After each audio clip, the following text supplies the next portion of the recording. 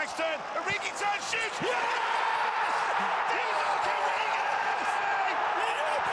Build the dream in FIFA 20, pay less and get more, and use the code TVM at checkout for a bigger discount. What is going on, guys? TVM here. Welcome back to the channel. Today we're going to look at the 90 rated Ruud Gullit. I had this guy right at the beginning when I got an icon pick for whatever reason. He's only got 5 games on him, and you might think that that's not enough to review him. I've actually played probably closer to 25-30 games, because if you play with loan cards in friendlies, they don't count. So you can literally keep your loans all year round and still play with them. It doesn't count for anything, of course, because it doesn't count games on records. It doesn't get you rewards. I don't even think it gets you match coins. But what you do get is the ability to play with some players that you're probably never going to get a chance to play with. A 90 rated Gullit, which is worth 4.5 million coins, is pretty unobtainable for a lot of people, myself included, even though I plough loads of FIFA points into the game and I run a road to glory. So, with that being said, we can just have a look at him and admire him and just dream of what we'll never be able to get on a competitive scale. 5-star weak foot, 4-star skills, high medium, 6'3". The thing with this card, of course, is last year this was super meta and everybody had it. You know, everybody, well, like competitively, and everybody sort of strived for a Gullit, you know, or a Vieira, those type of players. This year, I can still see people going after him, but there are loads of other options out there. It's not just I need Gullit. I need one of maybe 10 different icons this year, which is good. He's obviously got the pace, 87, acceleration, 89, sprint speed. You've got decent shooting in there as well. I mean, to be fair, there's not one bad stat. Maybe the defensive awareness, but I don't really care because we're not going to use him in that capacity. I'm actually going to play him as a cam. I've sort of mixed between playing him as a centre midfield player and a cam. And we're going to see which one is the best, because I haven't really used him as a cam yet. I've used him as a CM in basically the same team that I've been using since the beginning, almost. And I'll show you that in just a second. But first, we're going to need to apply a chem style, considering, of course, that we are playing him in a 4-1-2-1-2 as a cam. Now, I know Hazard is off chem, as well as Ndidi and Pookie, but we are going to be playing in max chemistry, which means we will have full chemistry, so we don't need to worry about that. Now, in terms of a chem style, and there it is, the auto recommend knows exactly what's going on. I haven't applied a chem style up until this point because I kind of thought it was a waste, but now that I'm reviewing him, well, obviously we might as well give him a chem style, and you can see that we get lovely boosts to everything. So you get the dribbling, go from right to left. Dribbling's up to 96, ball control up to 94, reactions are up to 93. You've got the free kicks up to 98. That should be good if we get any. The short passing's up to 97, and the long passing is also up to 97. Long shots perfect now at 99. So is the shot power, which is that's very valuable actually. Shot power this year is phenomenal because if you can hit that near post, and of course you can have that shot power, it just means that the keeper's going to have absolutely no chance because the near post is quite overpowered anyway. Combined with extreme shot power, you're going to just bang the back of the net all the time. And then his attack positioning is, of course, up to 93. Now, that's the team I've got him in. Like I said, you know, it doesn't really matter. I mean, I suppose I could switch Gullit and Ndidi round to give Hazard a slightly better link that gives the whole team 100 chemistry. But like I said, it doesn't matter, because we're going to need to put a right back in there if we do that anyway, because we have that max chemistry game mode that we're about to go into, so it doesn't really make a difference. Let me just have a look to see what if that's changed anything. Me switching those around has changed something, so we're going to swap those around. So Gullit is behind Eden Hazard and Timo Pukki. We have instructions on Gullit to stay forward, and that's it. I have used him, like I say, as a centre midfield player. I was using Mo Salah as a cam for a long time, and obviously he works really well there. I think I've already got a review out of him.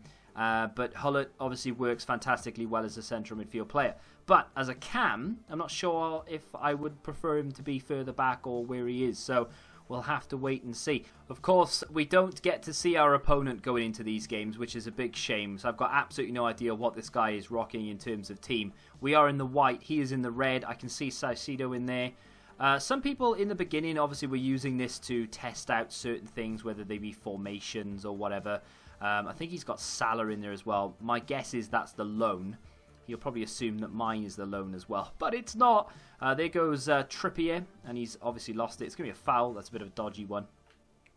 There's Salah. Ball roll to Hazard. There's Pookie. I actually wanted to give that to Ruud Gullit. There goes Hazard. Little around the keeper and in, and it's an easy goal for Hazard. I actually tried to get Ruud Gullit involved there, but the ball went to Timo Pukki, but we are 1-0 up. Salah. I forgot his name then. Salah's not continued his run. Gullit has gone too far with his run. Ball's going to come back to Gullit here. Little finesse, and it's driven straight at the goalkeeper. Finesse shots are dodgy this year. You kind of need to angle them when you're kicking them, which is a bit annoying because I tend to hit the keeper all the time. Ball comes out here to Joe Gomez into Pukki. Tries to chop it inside, and we've lost the ball. Here's Salah into Paul Pogba. Says Ruud Gullit. Look at the run from Trippier. He's got bags of space out there. There's Gullit through the middle. Oh, that's glorious. He's got to score, and he doesn't. Well, I mean, footwork from Gullit was brilliant. He just sent the defender completely the wrong way. I mean, that's fantastic. But the goalkeeper has made a good save. Can't deny that. Dyche is annoyed. Gullit to Salah. Up to Hazard. To Pukki. Over the top to Gullit. Oh, he's lifted it. Oh, it's not quite. He was onside. I timed it so well. But he's done so well to get his foot to that. It's a dream playing with these players. The problem with it is, of course, that once you've played a few games, you just want to keep playing, but you're not playing for anything. So then you kind of go back to your boring, 100k team, and then you just want to cry. Paul Pogba. Ball straight away through to Gullit. It's gone to Pukki, actually. Down to Hazard. There's Ruud Gullit. He's still got it. He goes for goal. Forces a good save from the keeper. It's going to go out for a corner.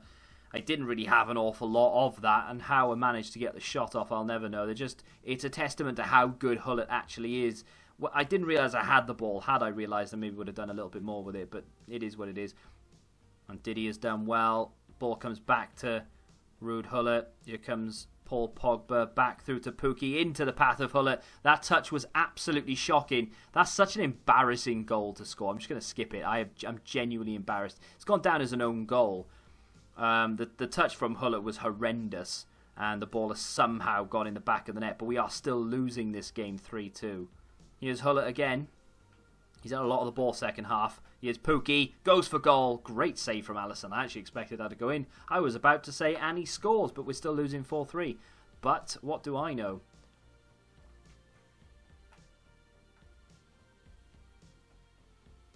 Pukki, Hazard. I'm trying to feed through the middle here. Here's Ruud Gullit, and he scored an absolute banger. No one was making a run. Absolutely no one. I was waiting for Gullit to do it because I thought, he's got a high attacking work rate. He's on stay forward, and he is my cam, and he just wants to sit on the edge of the penalty area, which it can be okay, but I just need him to make that run, and he's not doing it as much as I want him to do it. Gullit, we've got a minute to get the ball up the pitch as fast as possible. This could be it. Pukki needs to heal, and he's through. And he's in on goal. We've gone for it. We've scored it. It's 4-4. I'm chuffed to bits with that. It's a friendly. I know, it doesn't really matter. But we have equalised in the 90th. And we've kind of deserved it. I think we've been on par with our opponent. I don't think Gullit had a part to play in it. My cat wants to sniff my face. What a finish from Timo Pukki, by the way. As if you need me to tell you how good this card actually is. I mean, to be fair, there's not really much point in a review because you knew it was going to be good. And it's just one of those that I think if you can ever get it, even if it's just the 86 base, you've got a card for the rest of the game. Like, the 86 base is about 1 million coins, which is actually obtainable, but it's nowhere near as good as the 90. But then again, 92 passing and 89 dribbling on the base, the 86, so you never know. With the new foot swaps, or icon swaps as they're called, releasing on the 11th of October, of course Gullit isn't in the initial batch, but they're going to be doing lots of different batches because obviously there are lots of icons. If a Ruud Gullit is available within that batch or within a batch, I would 100% recommend to do it, as if you need me to recommend you to do or to go out and get an icon Gullit. He is absolutely incredible. The only issue, of course, is he's just so expensive, and that's the only negative to say about him. I mean, you can literally use him in any position on the pitch. He'd be a good cam, as he was. I think I preferred him as a centre mid, though, to be fair, because he didn't like to make those sort of darting runs into the penalty area as much as maybe a Coutinho would do. Coutinho, for me, just loves to bomb forward, and he loves to get into the penalty area, and he scores so many goals for me. I think I'd still score loads of goals with Gullit, of course I would, but I don't think he liked to make the runs as much as someone like Coutinho does, and maybe that's due to his position. Coutinho's a left winger, Gullit is a centre mid. I don't know, but either way, what I do know is that I'm never going to be able to afford this card, and that makes me upset. If you can afford him, let me know how you get on with him, and of course let me know what other review you'd like me to do next. If you have enjoyed this one though, hit that like button, subscribe to the channel if you're new, and until the next time, goodbye. Football Index. The game changed. Download the app now.